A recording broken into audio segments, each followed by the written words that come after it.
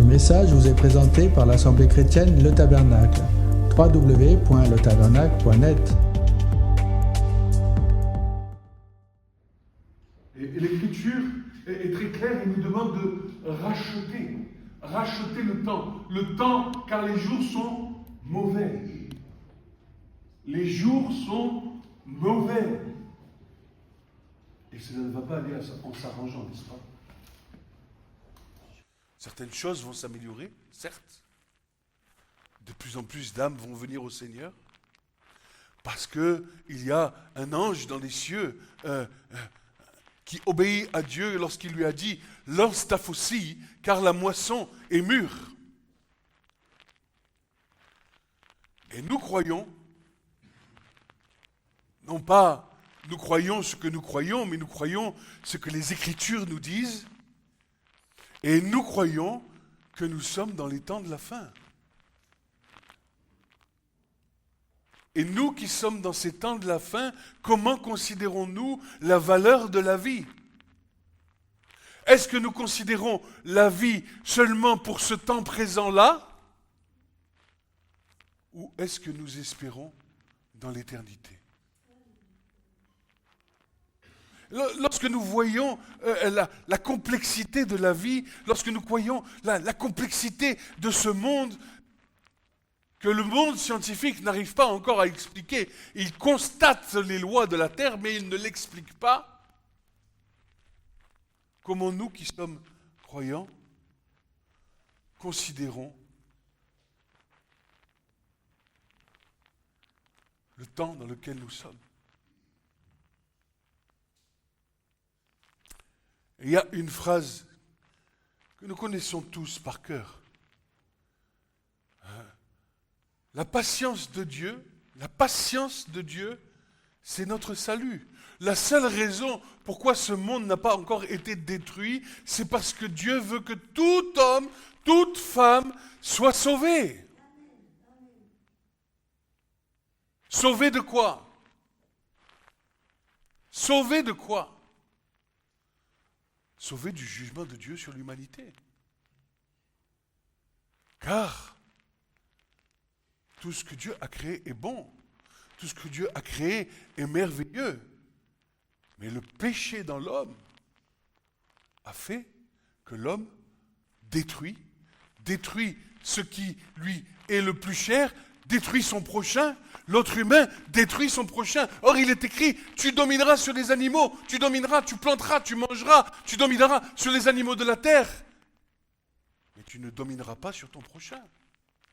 Or, nous savons que ce monde est basé sur une structure pyramidale et que celui qui est au-dessus de nous, à chaque fois, nous écrase pour s'élever. Et tous ceux qui pensent que la paix viendra dans le monde par l'homme se trompent. Parce que nous sommes enclins au péché. Et la seule chose qui peut nous apporter cette paix, la seule chose qui va pouvoir nous apporter la paix intérieure, premièrement, puis autour de nous, c'est le Saint-Esprit.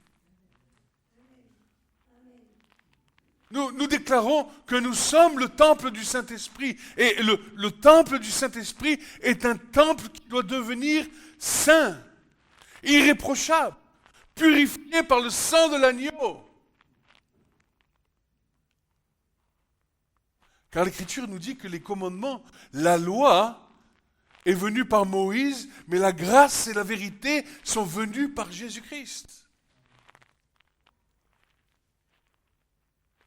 La loi de Moïse nous dit, tu ne tueras pas, tu ne feras pas d'adultère, tu ne convoiteras pas, on peut le lire, on peut les lire. Deutéronome 5,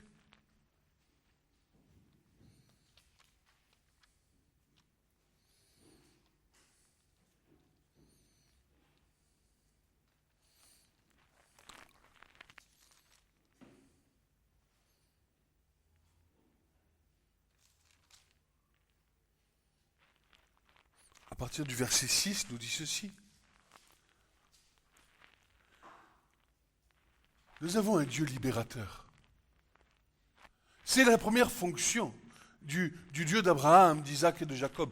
Il nous libère. Il nous fait sortir du pays de l'Égypte. L'Égypte, c'est la captivité, c'est la domination de l'homme par l'homme, c'est les chaînes spirituelles.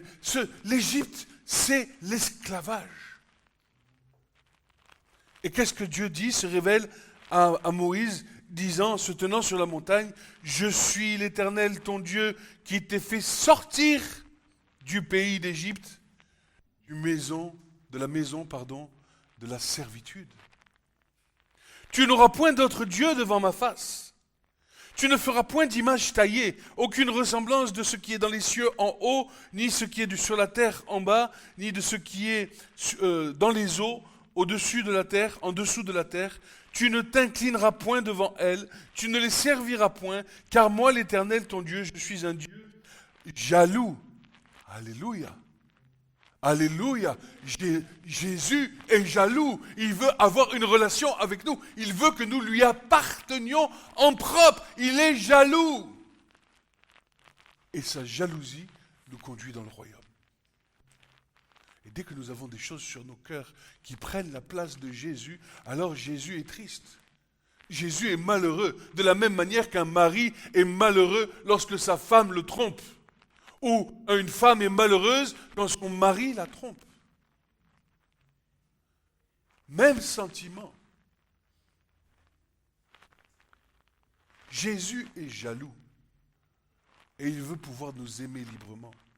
Et bien souvent, c'est nous qui mettons des barrières dans nos cœurs et qui nous empêchons d'être aimés et surtout de l'aimer.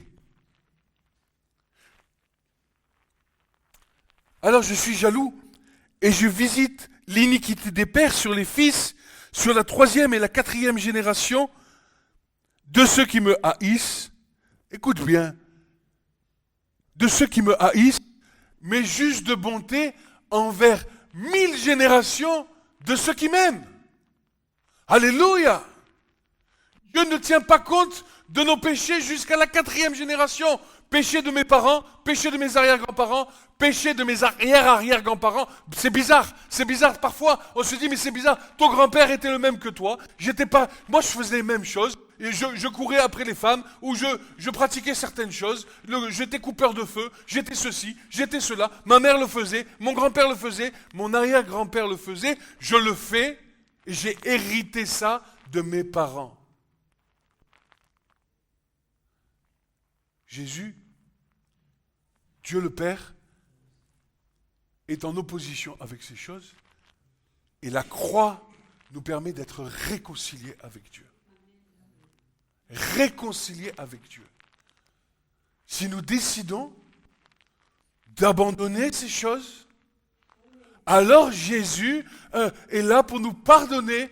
Si nous confessons nos péchés, il est fidèle et juste pour nous pardonner et nous purifier de toute iniquité. Non pas seulement la mienne, mais celle de mes parents, de mes grands-parents, de mes arrière-grands-parents. Et parce que j'ai choisi Jésus, alors il assure la bénédiction jusqu'à 1000 générations. Alléluia. Alléluia.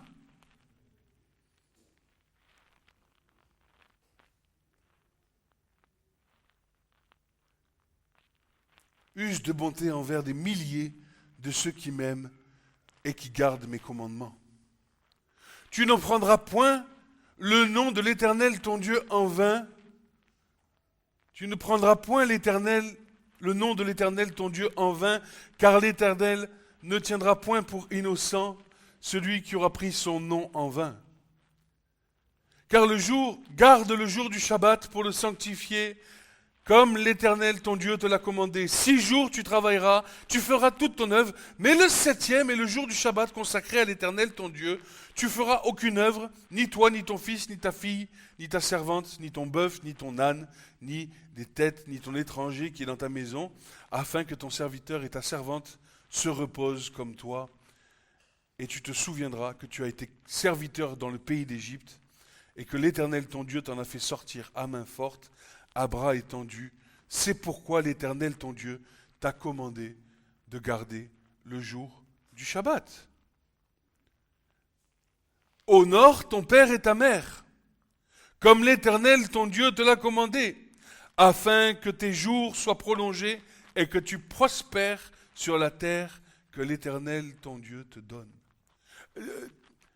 Jésus est le médiateur entre nous et Dieu, entre nous et notre prochain, entre notre père ou notre mère, lorsque nous avons été fâchés, lorsque nous avons été bafoués, nous avons été piétinés par ceux mêmes parfois qui nous ont donné la vie. Eh bien, Jésus vient dans nos vies, nous pardonne de nos fautes et nous demande maintenant de pardonner.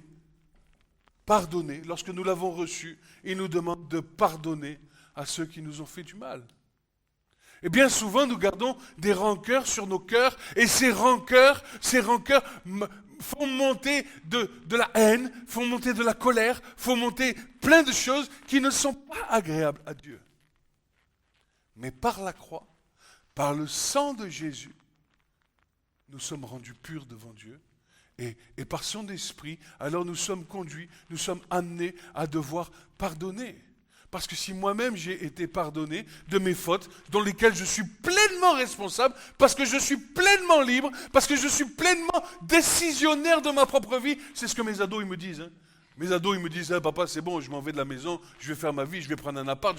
C'est sa décision. Moi je dis, mon fils, reste dans la maison, dors dans la maison, tu as à manger, tu as à boire, tu as le chauffage, tu as tout. Maintenant si tu t'en vas dehors, c'est ta décision. Moi je te conseille de rester. Si tu veux partir, pars. Mais sache qu'il t'attend ça, qu'il t'attend ça, qu'il t'attend ça, qu'il t'attend ça, qu'il t'attend ça. Et si de cette propre décision, il décide quand même de partir, alors la responsabilité, c'est la sienne, plus la mienne. Et nous passons par des épreuves. Les épreuves de la vie qui nous brisent. Parce que viennent se greffer à cela toutes sortes de subterfuges pour essayer de nous en sortir, de nous aider. On essaie de nager dans un océan, une tempête, et parfois on n'est plus que sur le bord d'un un petit reste de radeau, sur une planche comme ça, et on attend. On n'en peut plus, on est essoufflé. On reprend un peu d'énergie, et puis on recommence. Mais au milieu de la tempête, il y avait un homme et des disciples qui étaient dans une barque. Et cet homme était Jésus. Il était dans cette barque. Cette barque, vous savez, nos vies, elles sont comparées au flot de la mer. Nos vies, c'est comme si on était dans une tempête. Ça monte, ça descend, il y a le vent qui souffle, la barque se gîte de droite à gauche. Et on s'accroche à la barque. Mais Jésus nous demande de ne pas nous accrocher à la barque. Il nous demande de nous accrocher à lui. Parce que lorsque Jésus se lève dans l'Écriture, il se lève de la barque comme ça, et les disciples sont là dans la barque, et « Seigneur, nous périssons! Seigneur, nous allons mourir !» Jésus se lève et dit « Gens de peu de foi ». Et Jésus commence à parler au vent et à la tempête. Et au miracle, les flots de la mer deviennent paisibles. Alors, les disciples s'approchent de Jésus et se disent, mais en eux-mêmes, ils se disent, mais il est véritablement le Fils de Dieu. Qui d'autre que lui est capable de parler aux flots de la mer? Et ce matin, je veux t'encourager. Je veux te demander, te supplier de ne plus t'accrocher à la barque de ta vie. Accroche-toi à celui qui est le pilote de ta vie. Accroche-toi à Jésus. Accroche-toi à Jésus. Prends sa main. Et dis, Seigneur, voilà, ma vie, tu la vois, tu la connais, ma vie. Mais j'ai une bonne nouvelle pour toi. Parce que Jésus dit quoi? Voici, je fais toutes choses nouvelles. Alléluia. Les choses anciennes sont passées je les mets de côté et il y a la possibilité de recommencer une nouvelle vie à zéro. Avec qui comme pilote dans ma vie? Jésus. Alléluia. Mais Jésus n'est pas une vue de l'esprit. Il est le Dieu incarné. Écoute, si je reçois par l'esprit, parce que par l'esprit, nous comprenons que Jésus est Dieu. Par l'esprit, nous comprenons qu'il est le Fils de Dieu. Par l'esprit, quand les disciples s'approchent de Jésus, Jésus va les voir et leur pose la question, il leur dit, qui dites-vous que je suis? Qui dites-vous que je suis? Les uns disent, tu es prophète, tu es Élie. Les autres lui disent, ah non, tu es Jean-Baptiste qui revient. Et il s'approche de Pierre et Pierre lui dit ceci, il lui dit, non, tu es le véritable Fils du Dieu vivant, tu es le Christ, le Messie d'Israël, attendu depuis les générations de nos pères dans les anciens temps. Jésus lui répond une chose et lui dit, bienheureux es-tu Pierre, car ce ne sont pas la chair ni le sang qui t'ont révélé ces choses, mais l'Esprit de mon Père qui est dans les cieux. Alléluia. Tu ne reviens pas à Jésus avec ta chair, avec ton intelligence, tu viens à Jésus avec ton cœur. Avec ton cœur. Mais il faut que tu te laisses convaincre par l'Esprit de Dieu. Il ne faut pas que tu résistes.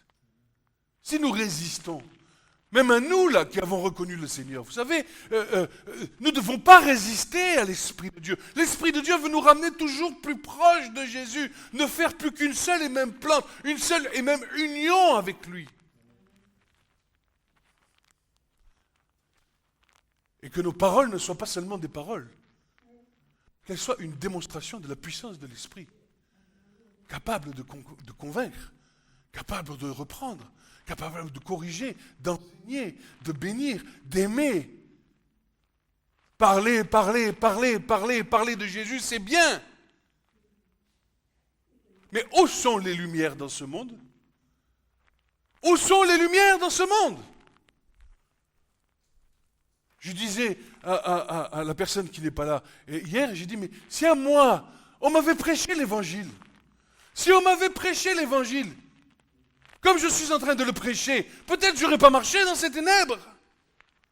Peut-être ma vie, elle n'aurait pas été détruite. Peut-être je n'aurais pas souffert. Peut-être je serais venu à Jésus dès mon plus jeune âge. Et alors, il aurait été le pilote de ma vie, et ma vie serait une gloire à la gloire de Dieu, avant.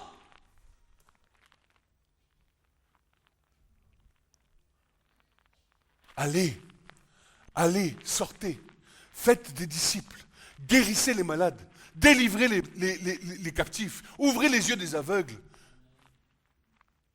chassez les démons, ressuscitez les morts.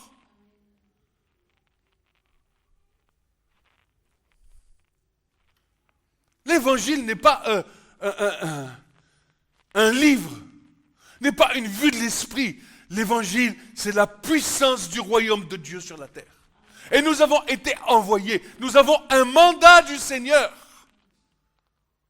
pour avoir l'autorité de marcher sur toute la puissance de l'ennemi qui tient captive les âmes, qui les retient captives dans les ténèbres.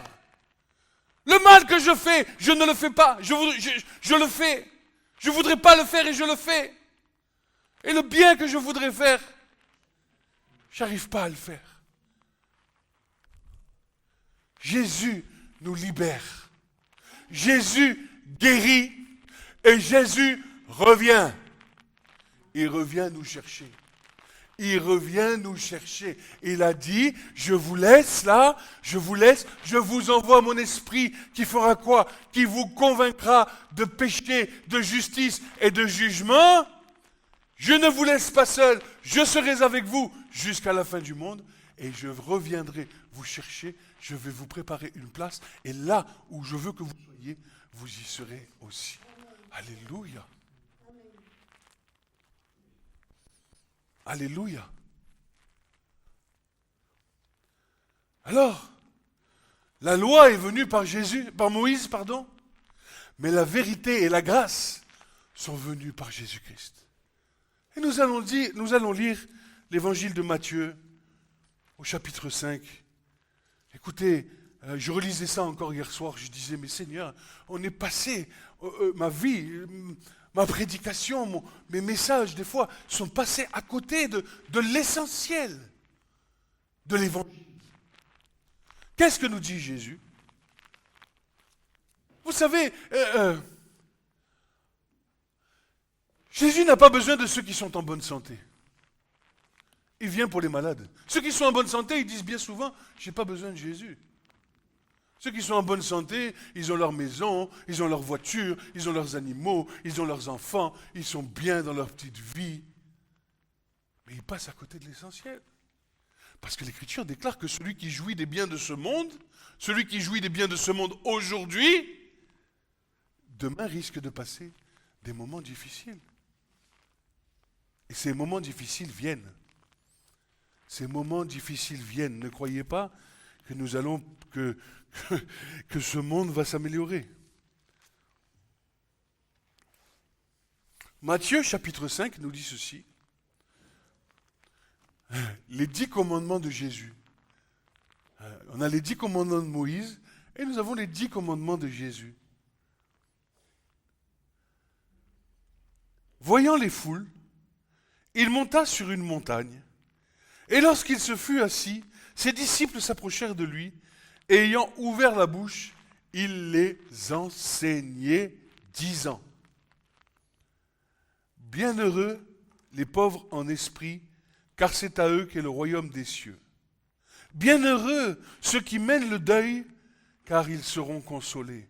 Bienheureux les débonnaires, ça veut dire les doux, ceux qui sont doux de cœur, car c'est eux qui hériteront de la terre.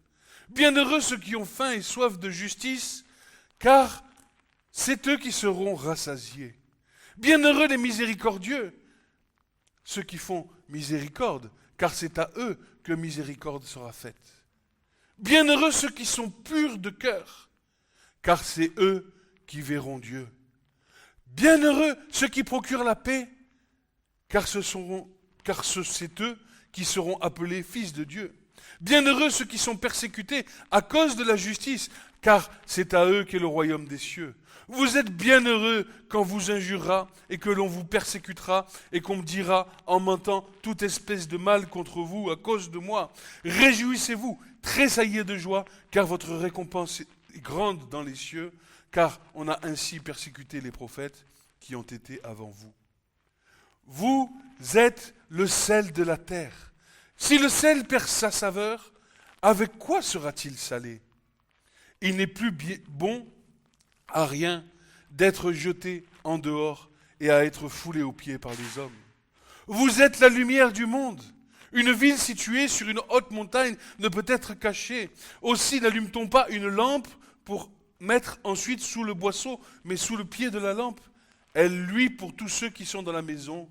Que votre lumière luise ainsi devant les hommes, en sorte qu'ils voient vos bonnes œuvres et qu'ils glorifient votre Père qui est dans les cieux. Alléluia. Oh Jésus, merci. Merci parce que tu veux que nous soyons des lumières. Merci parce que, ayant été pardonnés, ayant été justifiés, n'ayant plus de condamnation. Vous savez, dans ce monde, on se sent tellement... Moi, c'était mon cas. Avant que je vienne au Seigneur, à un moment donné de ma vie, je me sentais sale. Je me sentais coupable. Je me sentais... et j'essayais... J'avais fait du mal autour de moi. J'essayais de m'en sortir. Mais le Seigneur m'a amené au bord du précipice. Et là, deux voies se sont ouvertes à moi. La première, ça a été, il y a 2 chemins, et cette parole est restée gravée sur mon cœur toujours. 2 chemins. La voie de la bénédiction, c'est moi. C'est moi. C'est moi, Jésus, la voie de la bénédiction. Ou celle de la mort et de la malédiction. La voie dans laquelle j'étais, et étant arrivé au précipice, j'ai fait le choix de prendre Jésus. Et je veux que chacun d'entre nous, chacun à notre niveau, chacun à notre marche, chacun à notre pas, nous puissions tous les jours prendre la main de Jésus. Que nous oublions les pensées que nous avons et que nous pensions selon la pensée de Dieu.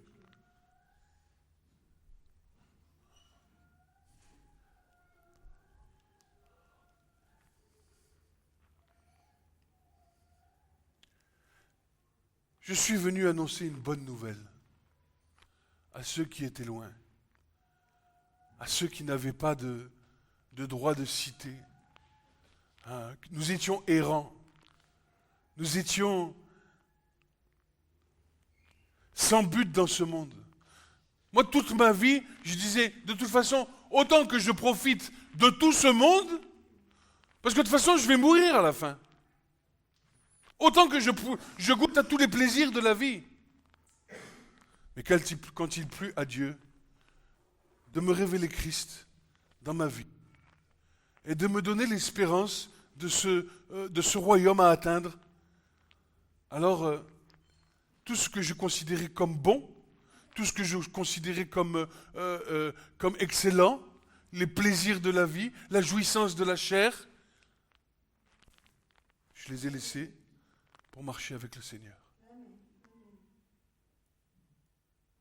Et Dieu est témoin que j'ai reçu beaucoup d'amour de la part de Dieu. Un amour inconditionnel. Pendant ma marche, j'ai chuté, je me suis parfois même éloigné, mais la fidélité de Dieu a fait qu'il est toujours venu me tirer avec des cordages d'amour. Toujours des cordages d'amour. Jésus n'a jamais...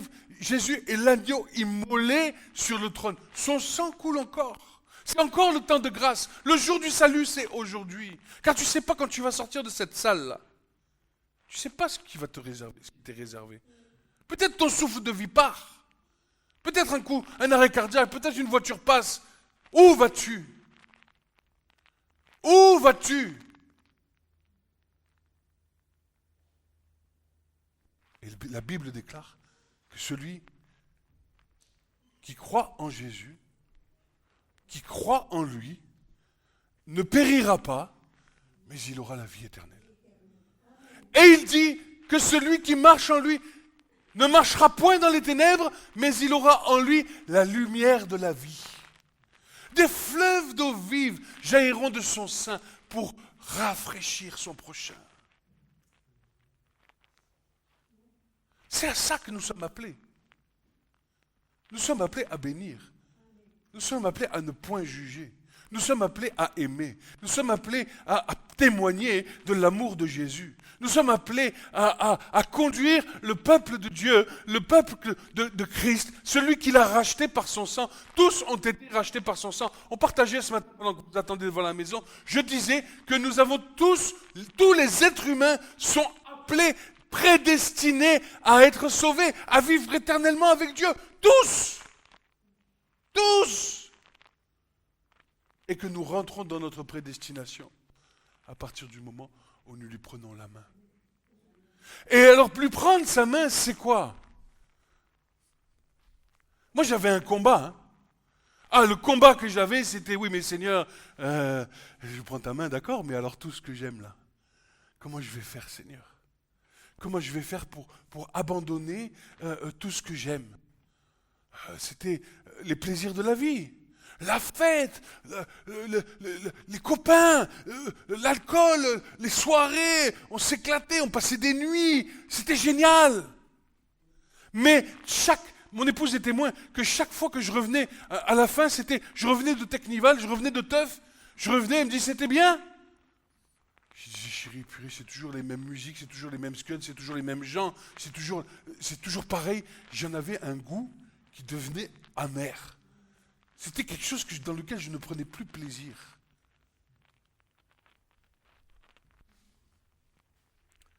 Et ce combat a commencé.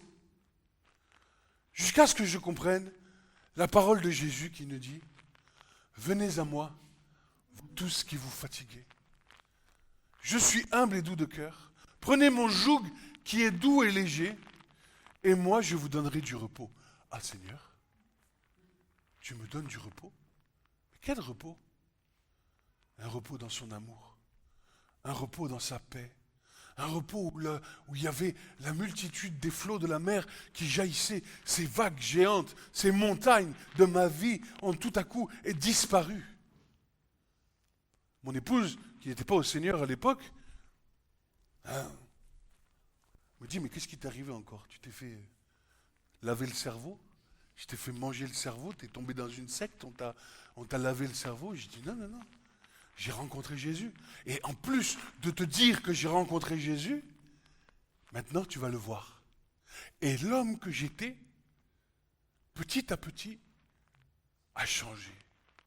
Beaucoup plus attentionné, beaucoup plus de joie. Il n'y avait plus les colères, il n'y avait plus les disputes. Petit à petit, le temps a fait que les tensions qu'il y avait dans nos vies se sont complètement évaporées.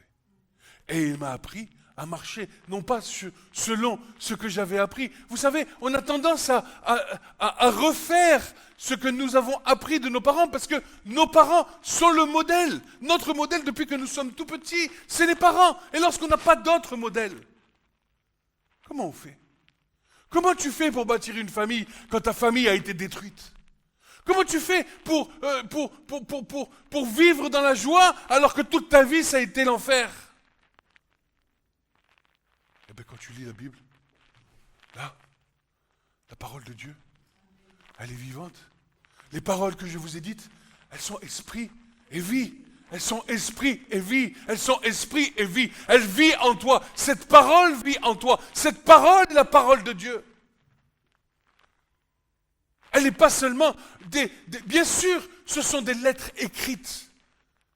Mais lorsque ces lettres-là viennent s'inscrire sur ton cœur, alors tu es capable de dire, les choses anciennes sont passées, et voici, toutes choses sont faites nouvelles. Et je ne mets plus ma foi dans ma pensée. Je ne mets plus ma foi dans ma façon de marcher. Je ne mets plus ma foi dans mes raisonnements. Je ne mets plus ma foi dans ce que je vois. Car la foi n'est pas de croire en ce que nous voyons, mais c'est de croire en ce que nous ne voyons pas et en espérant en ce que nous espérons. La parole de Dieu est une parole de vie. Elle prend vie. Elle prend vie par le Saint-Esprit. C'est lui qui vient nous éclairer. Le jour où j'ai ouvert la Bible au premier livre. Je lis, au commencement, Dieu créa les cieux et la terre. Boum, ça m'est tombé dessus. Je dis, Seigneur, il y a un plan. Dieu, il y a un plan. Je suis donc plus dans un océan d'incertitude. Si Dieu a créé les cieux et la terre, alors je fais partie de son plan. Il y a un plan. Alléluia. Car après, j'ai commencé à voir le monde. Une fleur, prends une fleur. Tu la sens, ça sent bon. Tu dis, c'est quoi cette odeur? Regarde-la au microscope, la fleur. Mais c'est magnifique ce qu'il y a dedans. Tu dis, mais comment ça a pu être créé? Le hasard, l'évolution. Non, tout ça venait s'effondrer. Ce qu'on m'a enseigné à l'école. L'évolution de l'humanité qu'on vient du singe. Mais moi, je crois plutôt que les hommes sont devenus des singes.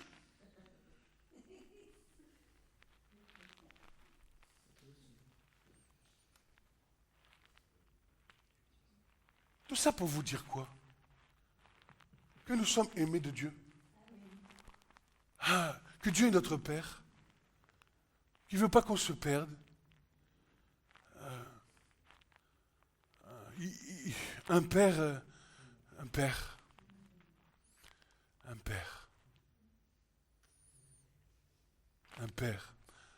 et une mère. Le Saint-Esprit nous donne la plénitude de ce qui nous manque. La plénitude de ce qui nous manque. Et plus nous nous rendons disponibles, plus nous passons du temps dans la prière, plus nous passons du temps dans la présence de Dieu, plus dans nos vies, on cherche à le connaître, on cherche à lire la Bible, on cherche à voir les promesses. Je ne dis pas que je peux comprendre, et je comprends l'ayant vécu moi-même, qu'il y ait des choses difficiles à comprendre. Mais Dieu ne nous demande pas d'aller chercher à comprendre les choses difficiles. Il va s'adapter à nous et il nous demande de simplement lire les choses qui sont simples. Simple. Ce qui nous parle, cela nous parle. Ce qui ne nous parle pas, ce n'est pas le temps que ça nous parle. Et viendra le temps où le Saint-Esprit te permettra de comprendre les choses que tu ne comprenais pas. Mais ça, ça fait des milliers d'années que les gens se cassent la tête dessus. Et ce n'est pas fini.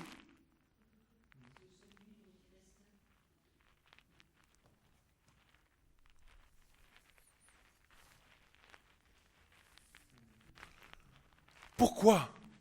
Parce que cette Bible a été inspirée par l'Esprit de Dieu. Des dizaines d'hommes ont écrit de la part de Dieu.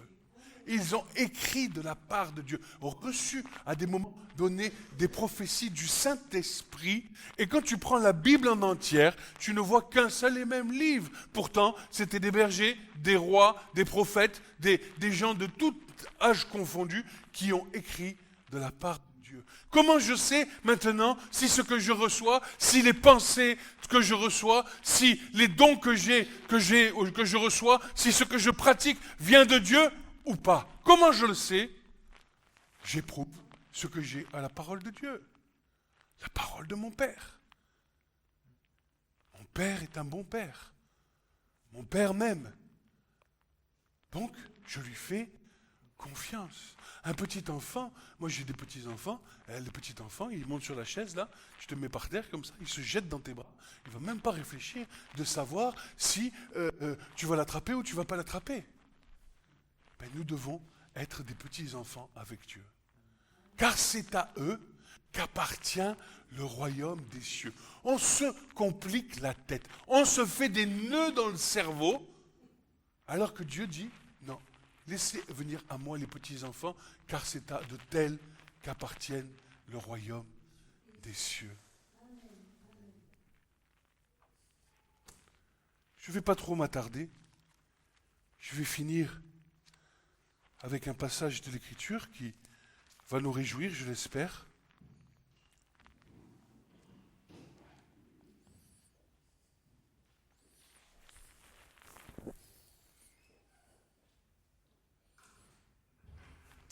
Et c'est ce que nous promet Dieu. C'est ce que nous promet Dieu. Alors si tu veux avoir un peu de foi, voilà ce qui t'attend.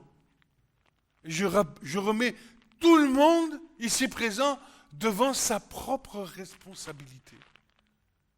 Tous autant que nous sommes, et moi-même compris, je me mets devant ma propre responsabilité.